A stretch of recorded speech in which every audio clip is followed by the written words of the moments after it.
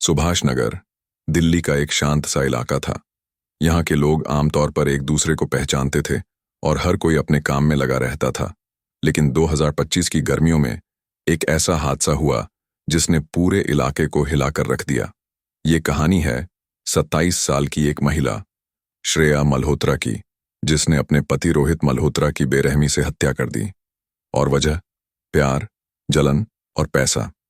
श्रेया और रोहित की शादी को 4 साल हो चुके थे। दोनों एक बैंक में काम करते थे और एक अच्छा खासा जीवन जी रहे थे।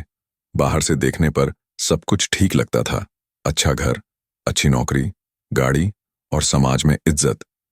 लेकिन इस खूबसूरती के पीछे एक ऐसा तूफान पल रहा था जिसे कोई नहीं देख पाया।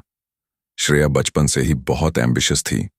वो हमेशा बड़ा घर, ब्रांडेड कपड़े और अमीर लोगों की जिंदगी जीने का सपना देखती थी।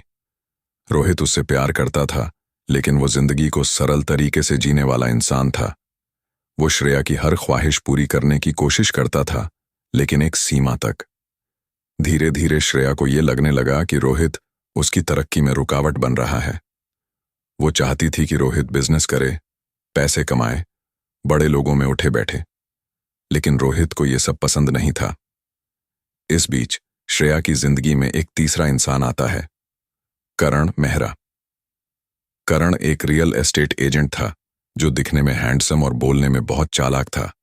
उसका लाइफस्टाइल बहुत लैविश था, महंगी कारें, पार्टीज और बड़े लोगों से कनेक्शन। श्रेया उससे एक प्रॉपर्टी डील के दौरान मिली और वहीं से शुरू हुआ एक ऐसा रिश्ता जो रोहित की मौत तक पहुंचा। श्रेया और करण की नजदीकियां बढ़ती गईं। वो करण की दुनिया से बहुत प्रभावित हुई। उसके साथ घूमना, महंगे गिफ्ट्स लेना और वो सब जो रोहित उसे कभी नहीं दे पाया। करण ने भी श्रेया को अपने जाल में फंसा लिया। लेकिन करण की एक शर्त थी, अगर हम दोनों साथ जिंदगी बिताना चाहते हैं तो तुम्हें रोहित से छुटकारा पाना होगा।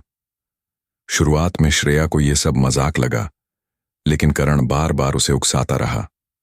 रोहित तुम्हें डिजर्व नहीं करता, वो कभी अमीर नहीं बनेगा, तुम्हारी जिंदगी ऐसे ही खराब होती रहेगी। करण की बातें श्रेया के मन में जहर की तरह भरती रहीं। फिर एक दिन करण ने कहा, अगर तुम उसे हटाओगी नहीं तो मैं तुम्हें छोड़ दूंगा। यही बात श्रेया के दिमाग में बैठ गई। श्रेया ने प्लान बनाया। 3 मई 2025 को, जब दिल्ली में गर्मी अपने चरम पर थी, रोहित और श्रेया ने वीकेंड ट्रिप की प्लानिंग की। कसौली, हिमाचल प्रदेश की एक हिल स्टेशन।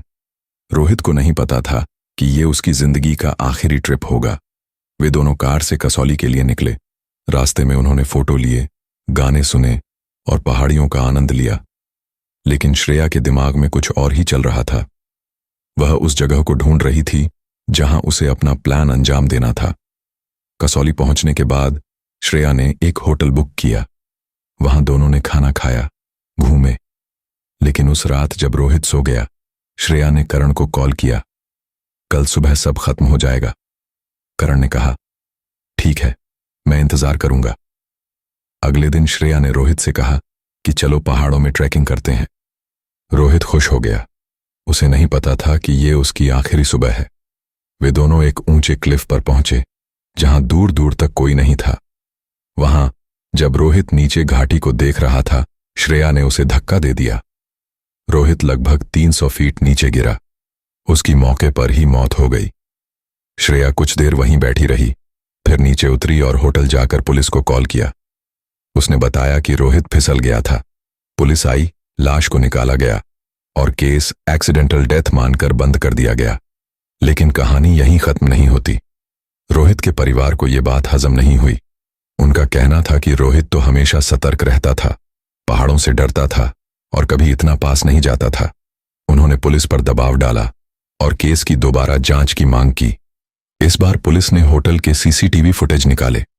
उनमें कुछ ऐसी बातें सामने आईं जो पहले नहीं दिखी थीं, जैसे कि श्रेया लगातार फोन पर बात कर रही थी। उसके हाव भाव बदले हुए थे और सबसे बड़ी बात, होटल स्टाफ ने बताया कि श्रेया का एक बारात के जैसा व्यवहार था अगले दिन।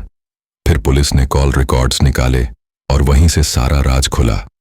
करण और श्रेया की कॉल डिटेल्स में लगातार बातचीत, कसौली जाने से पहले की प्लानिंग और हत्या के बाद करण का मैसेज, फाइनली डन।